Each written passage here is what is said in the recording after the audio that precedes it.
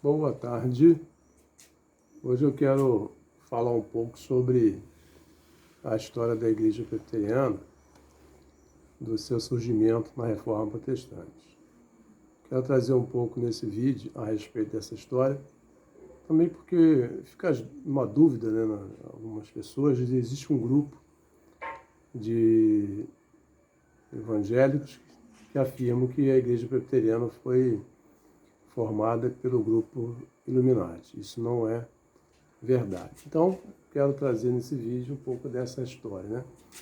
A história da Reforma Protestante conta para nós lá o seu nascedor no dia 31 de outubro de 1517, quando Martim Lutero escreve suas teses e coloca na porta da abadia de Wittenberg, e ali nasce então a Reforma. Lembrando para nós aqui que dentro da questão histórica, o Renascimento, ou a crítica do Renascimento, fortaleceu, favoreceu a Reforma Protestante, porque a crítica ela trazia contestação sobre as instituições da Igreja Católica Romana. Então, se fortaleceu, e as teses de Martim Lutero tinham como objetivo reformar a Igreja, ou não criar uma igreja nova, mas reformar a Igreja, e aconteceu então o cisma, e a maioria da Europa ela abraçou a Reforma Protestante. E nisso nasce a Igreja Presbiteriana reformada, né, na Europa. Lembrando desse fato para nós aqui, nós tivemos aqui na Igreja Presbiteriana dois reformadores, né, Eurico Zwinglio e João Calvino. João Calvino foi aquele que trouxe todo o pensamento teológico para a Igreja Presbiteriana. E nós louvamos a Deus por isso. Então, nós encontramos toda a sistematização teológica da Igreja no pensamento calvinista. Essa Igreja, então, presbiteriana, tomou um vulto, né, na Reforma, ela desenvolveu, e a Igreja Presbiteriana ela chegou ao Brasil por meio das missões dos Estados Unidos, né? A Igreja Presbiteriana dos Estados Unidos enviou um jovem missionário para cá, conhecido como Ashbel Green Simonton, que chegou aqui no Brasil, na cidade do Rio de Janeiro, em agosto de 1859, mais precisamente no dia 12 de agosto de 1859, com o desejo missionário de implantar a Igreja Reformada aqui no Brasil. Então, Ashbel Simonton ficou aqui no Brasil aproximadamente 8 anos, morrendo no final de 8 anos de ministério missionário aqui no Brasil, plantando a Igreja Presbiteriana, morreu de febre amarela. Então ele conseguiu em 8 anos plantar a Igreja Presbiteriana aqui na cidade do Rio de Janeiro, que tomou um desenvolvimento significativo aqui no Brasil. Ela foi para São Paulo e estabeleceu também Minas, e tomou esse vulto brasileiro. Nós louvamos a Deus por isso. O primeiro-ministro da Igreja Presbiteriana Brasileira, ordenado, foi um ex-padre, José Manuel da Conceição, que se converteu ao Evangelho, e então ele é ordenado pastor presbiteriano, primeiro pastor brasileiro presbiteriano ordenado. E ele foi um expoente também na igreja, porque nas suas missões, podemos dizer, ele era um missionário itinerário, ou as suas missões eram realizadas de lugar em lugar. São Paulo, Rio de Janeiro, enfim, interior, por onde ele passava e deixava então a mensagem do Evangelho e a sua influência significativa para a Igreja Reformada brasileira. Nós louvamos a Deus porque nós conhecemos a dificuldade que foi para o Brasil conseguir, né, ter a Igreja Reformada no seu contexto. Muitos esforços foram feitos pelos jesuítas e muitos outros grupos, né, impedindo que a Igreja Reformada ela acontecesse aqui no Brasil.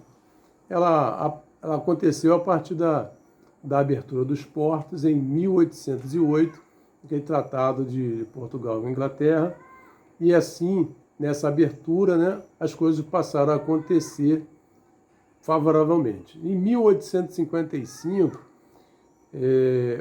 um outro missionário, né, que veio de Portugal, Robert Reid Cayley, veio para o Rio de Janeiro e era um ministro presbiteriano e veio para o Rio de Janeiro e fundou aqui a Igreja Evangélica Fluminense, que hoje é conhecida como a Igreja Evangélica Congregacional. E Simonton chega aqui em 12 de agosto de 1859, ou seja, né, 4 anos após. Então, a Igreja Congregacional era mais velha que a presbiteriana no Brasil, 4 anos. Enfim, e a Igreja Presbiteriana no Brasil, ela é uma igreja confessional. Ela é formada por presbíteros e na sua administração por concílios. Nós temos os concílios da Igreja Presbiteriana. Concílio menor é o conselho da igreja.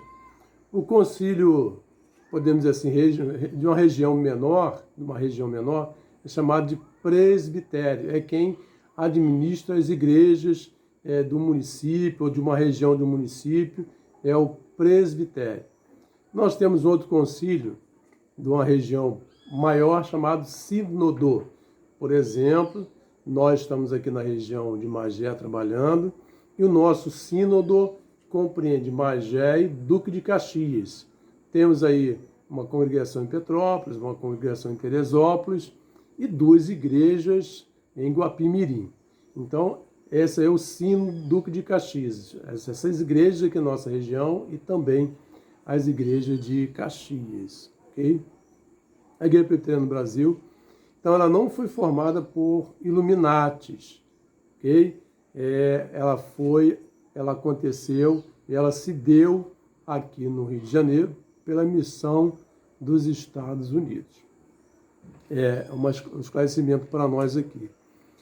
E com a formação ideológica da igreja, em que a Igreja Presbiteriana no Brasil se preocupa ou pensa?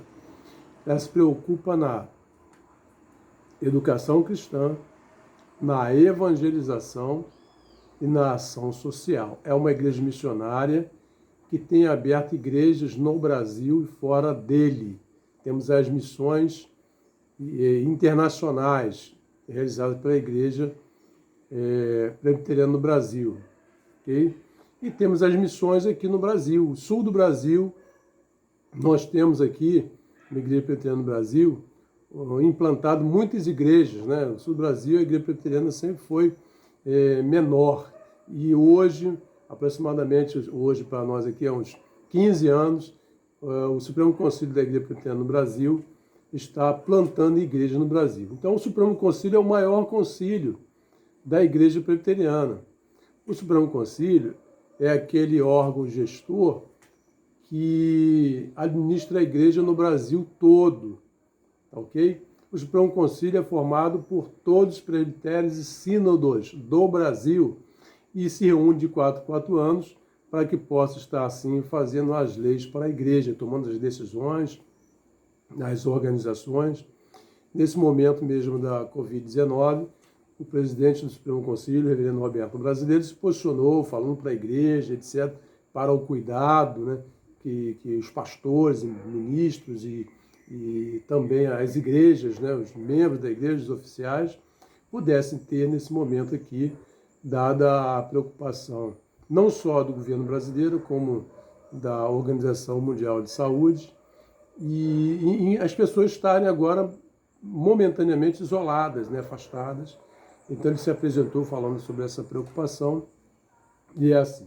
Okay? Quanto ao sistema doutrinário da igreja, nós adotamos a Confissão de Fé de Westminster, os catecismos maior e menor. Okay? São bases, né? São símbolos. E a Bíblia é a base fundamental para o nosso pensamento. Vamos lembrar que para nós, né, presbiterianos, a Bíblia é a nossa única base de fé.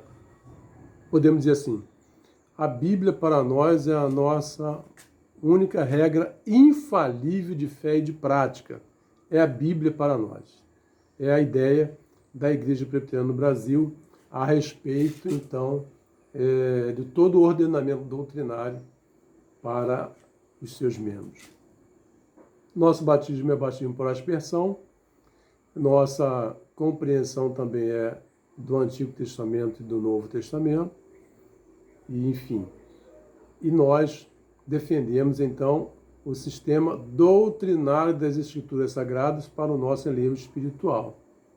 A salvação, a ressurreição, a fé, ok? A justificação pela fé em Jesus. Também nós reafirmamos no dia a dia, automaticamente, a volta de Jesus. O Senhor haverá de voltar. E nós entendemos que essa questão toda é fundamental para a nossa compreensão, para as nossas convicções. Nós louvamos a Deus porque essa igreja tem proclamado o nome de Jesus em todos os lugares, no Brasil e fora dele, e com a responsabilidade de fazer com que o reino de Deus aumente. A preocupação da igreja está nas pessoas, com as pessoas, em prepará-las, em dá-las uma vida, né, consciente de tudo que está à sua volta, do trabalho, da religiosidade, da evangelização, do convívio com o outro. Então nós louvamos a Deus porque está em nós essas preocupações todas. Okay? Então a Igreja Presbiteriana ela não surgiu dos Illuminati. Lembrando ainda que a Igreja Presbiteriana no Brasil, ela, em sua divisão, já teve também surgimento de outras igrejas, que hoje não fazem parte do nosso concílio, da nossa igreja. Temos a Igreja Presbiteriana Independente, né, que é uma igreja que surgiu em 1913, em divisão da Igreja Presbiteriana no Brasil. Nós temos também a Igreja Presbiteriana Unida, que é uma outra igreja que não tem nada a ver com o nosso concílio, a Igreja Presbiteriana Betesda, a Igreja Presbiteriana Renovada, enfim, todas essas outras que não fazem parte da Igreja Presbiteriana do Brasil e tem outros pensamentos a respeito da doutrina e do batismo, etc. O nosso batismo é por aspersão, tá ok? Nós batizamos, então, os nossos membros por aspersão, porque entendemos, né, que o batismo hoje é o símbolo que liga a pessoa à igreja, traz um símbolo para nós de que estamos unidos com Deus, mas é só símbolo, ok? Se alguém se converter, recebendo a Jesus como Senhor e Salvador pelo chamamento eficaz de Jesus, e não tiver tempo de receber o batismo com água automaticamente, essa pessoa está salva. Ela morrendo vai para a eternidade com o Senhor. E louvado seja o nome do Senhor por isso. Então, meus irmãos e amigos, nós queremos nessa oportunidade trazer um pouco, uma síntese. Eu não sou historiador da igreja, sou um pastor da Igreja Presbiteriana, e um pouco dessa história que eu estou trazendo para os nossos irmãos, para os nossos amigos, para outros irmãos, né, que pretendem conhecer um pouco. Querem conhecer a Igreja Presbiteriana no Brasil? Vão lá pesquisar a sua história. Existe lá o site da Igreja Presbiteriana no Brasil, que é www.ipb.org.br. Está lá com todas as informações da presidência, da doutrina, de grupos, da TV, enfim. Essa é a nossa igreja. Essa é a nossa igreja. Então, é dessa maneira que Deus nos abençoe, nos oriente e que esclareça, né, para outras pessoas qual a ideia, qual o pensamento da Igreja Presbiteriana no Brasil. Nós valorizamos a santificação de vida. Nós glorificamos a Deus por isso. Um prazer imenso, então, falar com vocês, apresentando um pouco da história. Que Deus muito nos abençoe e nos guarde hoje e sempre. Amém.